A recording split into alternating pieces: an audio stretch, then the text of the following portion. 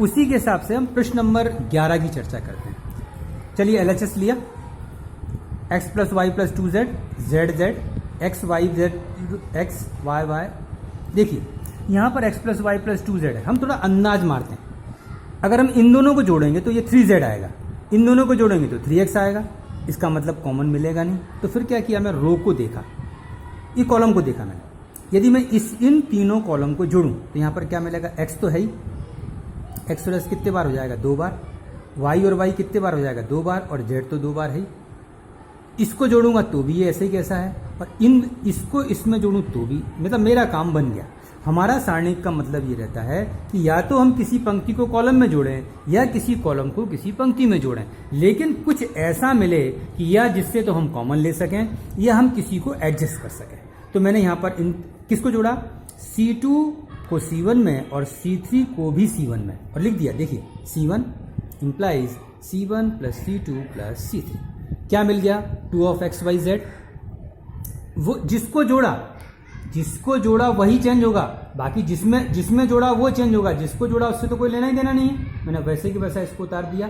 यहाँ पर x plus y x plus y x plus y plus z common ले लिया, क्या मिला, 1 1 1। फिर मैंने अभी आपको थोड़ी देर पहले क्या बताया था, 0, जितने ज़्यादा 0 उतना अपने लिए अच्छा। तो मैंने क्या किया, अब R3 को किस में से, R3 में से R1 को घटा दिया, और R2 में भी मैंने किसको घटा दिया, क्यों, यहाँ पर 1 है तो 1 माइनस 1 0 हो जाएगा, और यहाँ पर भी 1 है तो 1 माइनस 1 0 है। मैंने तुरंत यहाँ पर क्या कर दिया, तो क्या मिला, यहाँ पर जिसको घटाया, जैसे मैंने किसको घटाया, R1 को R2 में भी घटाया और R1 को R3 में घटाया। तो R1 तो वैसे के वैसा रहा, क्या चेंज हुआ, R2, चलो R2 चेंज कर दिया, क्या चेंज हुआ, R3 चेंज हो गया। अब देखिए हमने पहले ही बताया, 2 0 मिल गए, बात खत्म हो गई। ये 1 है, बस यही का ये सॉल्व होगा, बाद बाकी तो ये 0 0 हो जाएंगे, क्योंकि आपको मालूम है मैं ऐसे भी सॉल्व कर सकता हूँ इसको और ऐसे भी सॉल्व कर सकता हूँ। मैंने इसको ऐसे सॉल्व किया तो 1 क्या मिला, ये ढक गया, ये ढक गया, क्या मिला, x plus y plus z 0, क्या मिला, x plus y plus z, और यहाँ पर क्या मिला, 0 की 0। अब आपको मालूम है सारणी को कैसे सरल करते हैं, अग्र विकर्ण को परस्पर गुणा करते हैं, प्रति विकर्ण को परस्पर गुणा करते हैं। क्या मिला, x plus y plus z minus 0, ये x plus y plus z और x plus y plus z क्या हो गया, x plus y plus z का होल स्क्वायर, और यहाँ पर 1 तो है ही, 2 और 1 कितना हुआ, 3, कितना मिला, 2 of x plus y z का होल क्यूब बराबर RHS। प्रश्न नंबर 15 देखिए, यदि a ये 3x3 कोटि का वर्ग आव्यूह हो तो मॉड ऑफ k का मान ज्ञात कीजिए। मेरा एक सिद्धांत है, ये एक सूत्र है, एक सूत्र भी समझिए, सिद्धांतिक समझिए। यदि a n क्रॉस n वर्ग श्रेणिक हो तो मॉड ऑफ k बराबर k की power n into mod of a होता है। मैंने क्या कर दिया, अब देखिए इसमें कितना, 3/3, n बराबर 3, इस पूरे के पूरे फार्मूले में मैंने n बराबर 3 ले लिया। तो मॉड ऑफ k बराबर n, मतलब k की n बराबर 3 है तो k की घात कितनी हो गई, 3 इंटू मॉड ऑफ a, ये इसका मान हो गया। अब हम आगे बढ़ते हैं त्रिभुज के क्षेत्रफल के बारे में। इसमें चर्चा करेंगे हम किसी भी त्रिभुज के क्षेत्रफल के बारे में। हम देखिए किसी भी त्रिभुज का क्षेत्रफल, कोई 3 बिंदु दिए हों, आपको क्षेत्रफल का मान मालूम है कि किसी भी त्रिभुज का क्षेत्रफल बराबर क्या होता है, 1/2 मॉड ऑफ d, जहां की d बराबर क्या होता है, d बराबर यहाँ पर x1 x2 x3 y1 y2 y3 1 1 1। देखिए यहाँ पर मैंने ले लिया 1 माइनस 2 3 3 2, और ये त्रिभुज का क्षेत्रफल ज्ञात करना है। त्रिभुज का क्षेत्रफल बराबर 1/2 सारणिक में d, लेकिन सारणिक भी मान जो d निकालना है वो किस में निकालना है, मॉड, मतलब प्लस और माइनस दोनों, क्योंकि त्रिभुज का क्षेत्रफल कभी निगेटिव नहीं होता, इसके ऊपर क्या लगा दिया, मॉड। इसको आपको मालूम है सारणी को कैसे सरल किया जाता है, बहुत बार चर्चा कर चुके हैं। पहले को हम ढका रहने देते हैं, फर्स्ट को लिया, फिर सेकंड को लिया, फिर थर्ड को लिया, फर्स्ट में प्लस, सेकंड में माइनस, थर्ड में प्लस, अग्र विकर्ण माइनस पृथ्वी, वो तो कोई दिक्कत वाली बात नहीं है, बराबर इसका आंसर कितना है।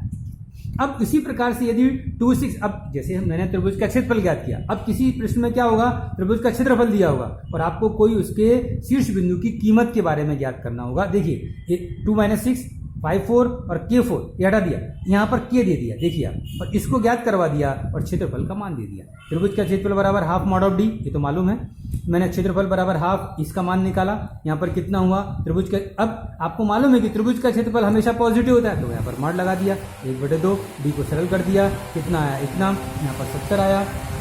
सरल कर दिया, -10k + 15 आया। अब आपको मालूम है यहाँ मॉड के अंदर हमेशा दो चिन्ह होते हैं, एक बार प्लस और एक बार माइनस। यदि हम त्रिभुज का क्षेत्रफल निकालना हो तो हम प्लस ही लेते हैं, लेकिन क्षेत्रफल की सहायता से यदि किसी शीर्ष बिंदु के हम कोई x1 या y1 या x2 या y2 में से कोई संख्या निकालनी हो तो प्लस माइनस चिन्ह ले लेते हैं। प्लस लिया, माइनस लिया, k बराबर -2 आया और k बराबर 12 आया। अब ये हमारा क्षेत्रफल के बारे में मैंने आपको व्यवस्थित तरीके से समझा दिया। अब देखिए, अब हम स्वाध्याय 4.4 के बारे में चर्चा करते हैं और उसके पहले मैं आपको थोड़ा बता देना चाहता हूं कि स्वाध्याय 4.4 में है क्या।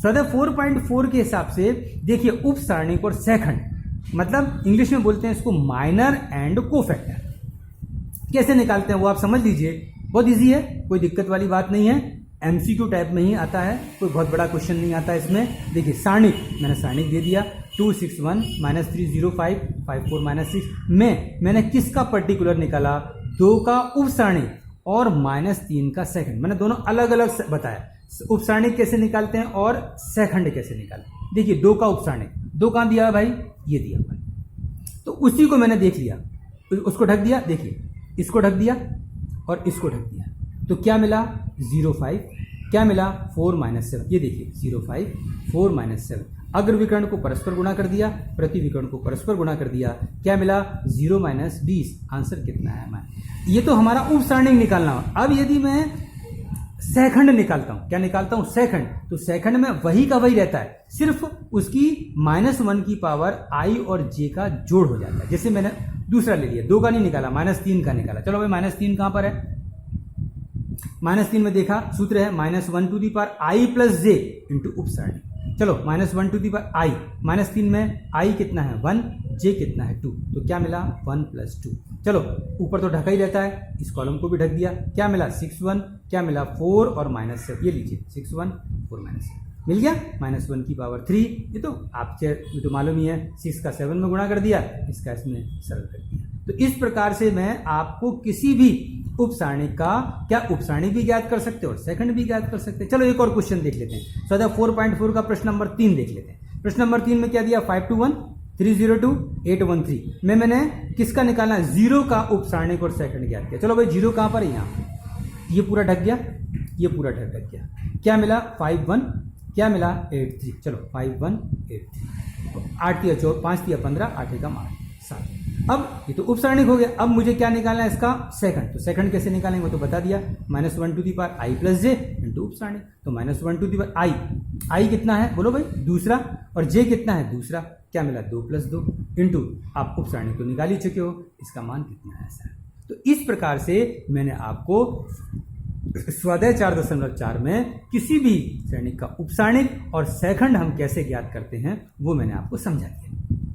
अब हम आगे चलते हैं, किसी भी आव्यूह का सहखंडज और व्युत्क्रम, इंग्लिश में बोलते हैं इसको एडजॉइंट एंड इनवर्स। क्या बोलते हैं इसको, एडजॉइंट एंड इनवर्स। जिसे अब हम उदाहरण के तौर पर समझते हैं कि जैसे a बराबर 2 1 और 3 4 ये श्रेणिक दिया हुआ है और इसका मुझे सहखंडज ज्ञात करना है और व्युत्क्रम भी ज्ञात करना है। तो मैंने सहखंडज ज्ञात करने के लिए आपको मालूम होना चाहिए, मैं आपको फिर दोबारा बता दूं कि यदि किसी भी 2x2 की मैट्रिक्स हो या 2x2 का श्रेणिक हो और उसका यदि मुझे एडजॉइंट निकालना हो तो एक सबसे सस्ता रास्ता है कि अग्र विकर्ण को हम चेंज कर देते हैं और प्रति विकर्ण में हम चिन्ह चेंज कर देते हैं। दोनों में अग्र विकर्ण को मैंने परस्पर चेंज कर दिया और प्रति विकर्ण में क्या कर दिया, मैंने चिन्ह चेंज कर दिया, परस्पर चेंज नहीं किया, सिर्फ चिन्ह चेंज कर दिया। देखिए एडजॉइंट ए बराबर, ये देखिए 2 4 है तो क्या मिला 4 2 हो गया, चेंज हो गया आपस में, और प्रति विकर्ण में चिन्ह चेंज करना है, यहां पर प्लस है तो यहां पर क्या हो गया, यहां पर भी प्लस है तो क्या हो गया माइनस। अब यदि मुझे क्या निकालना हो, इनवर्स निकालना हो, तो इनवर्स निकालने का ये फार्मूला है। क्या है इनवर्स निकालने का formula, A inverse is equal to 1/, सारणिक की कीमत इंटू एडजॉइंट ए। चलिए मैंने अब इसकी ए की मॉडे निकाला, मॉडे मतलब कीमत निकाली, कितना हुआ 4 दूनी 8 3 एकम 3, 8 - 3 कितना हुआ 5, मिल गई कीमत मॉड ऑफ ए। और एडजॉइंट तो आप पहले से निकाल चुके हो, क्या निकालो पहले एडजॉइंट है, ये हो गया, इस सूत्र में फिट कर दीजिए 1/5 कितना मिला 4 - 1 फिर -3 और 2 सर। अब हम 4.5 में इसी हिसाब से हम क्वेश्चन को सॉल्व करते हैं। इनका एडजॉइंट भी ज्ञात करते हैं, इनका सेकंडेज भी ज्ञात करते हैं, इनका व्युत्क्रम भी ज्ञात करते हैं। चलो पहला क्वेश्चन देखते हैं, प्रश्न नंबर 3। 2 - 4 3 - 6 में सिद्ध करना है a इंटू एडजॉइंट a बराबर एडजॉइंट a इंटू e बराबर मॉड ऑफ a इंटू आई। चलिए एडजॉइंट a निकाला, क्या अभी सूत्र बताया, अग्र विकर्ण को चेंज कर देते हैं, -6 यहां चला गया, 2 यहां पर आ गया। प्रति विकर्ण में चिन्ह चेंज कर देते हैं, यहाँ माइनस था तो प्लस हो गया, यहाँ प्लस था तो माइनस हो गया। ओके चलो मॉड ऑफ ए निकाला, वो तो मालूम ही है, 2 × 6 ये 3 है। अब मैंने गुणा कर दिया a इंटू एडजॉइंट ए, चलो निकाला, a ये है, एडजॉइंट ये है। आपको मालूम है दो श्रेणिकों का गुणा कैसे किया जाता है, मैं आपको समझाता हूँ। हमेशा पहली रो को पहले कॉलम में गुणा करते हैं और फिर पहली रो को दूसरे कॉलम में गुणा करते हैं, फिर दूसरे रो को पहली कॉलम में गुणा करते हैं और दूसरी रो को ही दूसरी कॉलम में। मतलब पहली रो पहला कॉलम ऊपर आएगा, पहली रो पहला कॉलम ऊपर आएगा, दूसरी रो वाला जो भी गुणा होगा वो कहां पर आएगा, नीचे। और ऐसे नहीं गुणा करते, इसके प्रत्येक अवयव को प्रत्येक अवयव से, जैसे 2 पहले को पहले से, दूसरे को दूसरे से, बीच में हमेशा प्लस का साइन होता है। देखिए ना, 2 × -6 -12 हो गया, बीच में किसका साइन है, प्लस का। 3 × 4 कितना हुआ, 12 हो गया। फिर देखिए इसी का इसमें गुणा किया तो -6, बीच में काय का निशान लगाया, प्लस का, फिर इसका इसमें गुणा कर दिया। सेम इसका इसमें गुणा कर दिया, इसका इसमें गुणा कर दिया, बीच में काय का निशान है, प्लस का, फिर इसका इसमें गुणा कर दिया और इसका सरल कर दिया। क्या मिला है? अब उल्टा क्या बोला उसने, एडजॉइंट ए पहले लिखना है और ए का गुणा बाद में। तो मैंने क्या कर दिया, एडजॉइंट ए को पहले लिख दिया और ए को बाद में लिख दिया। फिर वही करो, पहले रो को पहले कॉलम के साथ, पहले रो को दूसरे कॉलम के साथ, दूसरे रो को पहले कॉलम के साथ, दूसरे रो को दूसरे कॉलम के साथ। इसका मान भी 0 आ गया। जीरो श्रेणी, जीरो श्रेणी का मतलब समझते हो ना, इसके सभी अवयव कितने हो, 0। तो मॉड ऑफ ए इंटू ए आई बराबर 2 × -4 बराबर 3 × -6 बराबर 1 0 बराबर कितना हुआ, 0। तो यहाँ क्या हुआ, इसलिए ए इंटू एडजॉइंट ए बराबर एडजॉइंट ए इंटू ए, मैंने मॉड ऑफ ए इंटू आई का भी गुणा कर दिया, वो भी किसके बराबर आया, 0 के बराबर आया। तो हमारा जो प्रूफ था वो हमने यहाँ पर प्रूफ कर दिया। अब हम देखते हैं, देखिए प्रश्न नंबर जो है इसी का प्रश्न नंबर देखिए 10। प्रश्न नंबर 10 में क्या दिया हुआ है, प्रश्न नंबर 10 में a = 103 -1 2 -2 2 -3 4, इसका हमको इनवर्स ज्ञात करना है। क्या ज्ञात करना है, इनवर्स। सबसे पहले इनवर्स का मैंने आपको फार्मूला बताया था, a inverse = 1 mod of A into adjoint ए। सबसे पहले मैंने श्रेणी की कीमत निकाली, मॉड ऑफ ए का इसका मान निकाला, क्या मिला वो तो मैंने पहले भी बता चुका हूं, उसके हिसाब से मैंने सरल कर दिया। क्या मान आया, -1 ≠ 0। यह आप पहले से समझ लीजिए। इसके समझने के लिए आपको सबसे पहले यह समझना पड़ेगा कि किसी भी श्रेणी का जो इनवर्स है वो इनवर्स तभी ज्ञात कर सकते हैं जब उसकी जो मान है वो 0 के बराबर ना हो। यहां पर देखा -1 ≠ 0, 0 नहीं है, इसका मतलब ए इनवर्स का अस्तित्व है।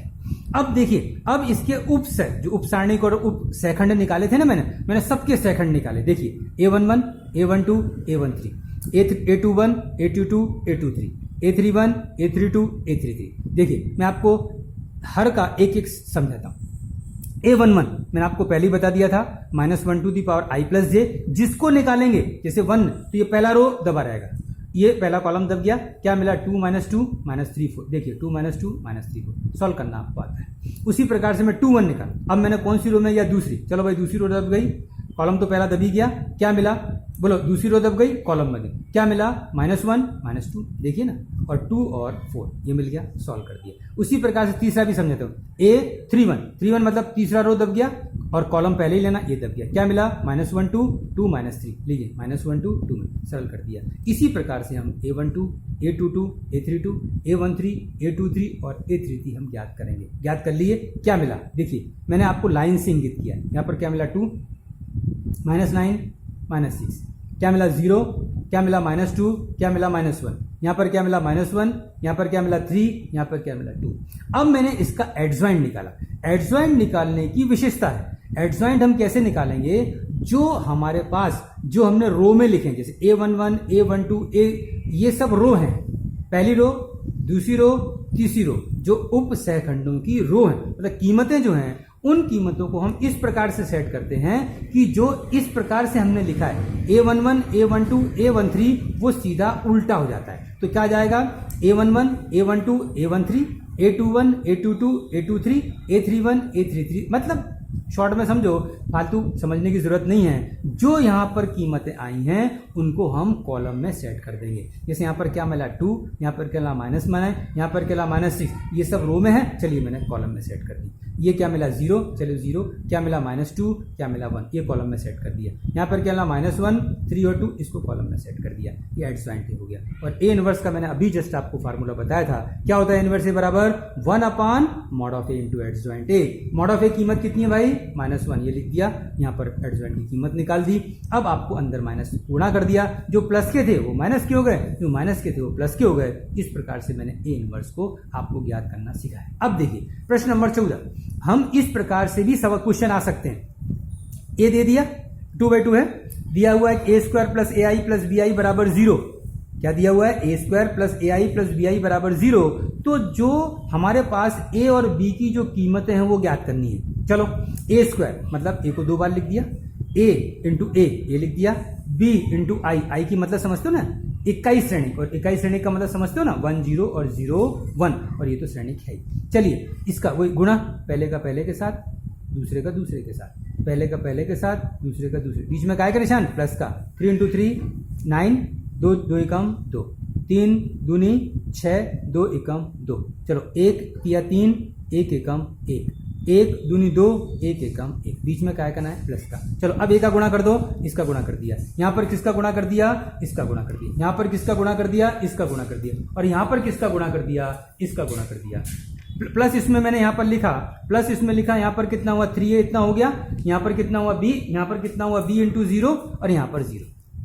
अब मैंने आपको जोड़ना सिखाया था, जब भी कभी श्रेणिक में जोड़ते हैं तो पहली रो के प्रत्येक सदस्य को उस सदस्य के साथ जोड़ते हैं। जैसे यहाँ पर 11, यहाँ पर 3a, यहाँ पर b, 11 plus 3a plus b। चलो 8 plus 2a plus 0, 4 plus a plus 0, 3 plus a plus b, मिल गया ये जोड़ बराबर। ओ 0 श्रेणी का मतलब तो मैंने बता दिया था, 0 0 0 0।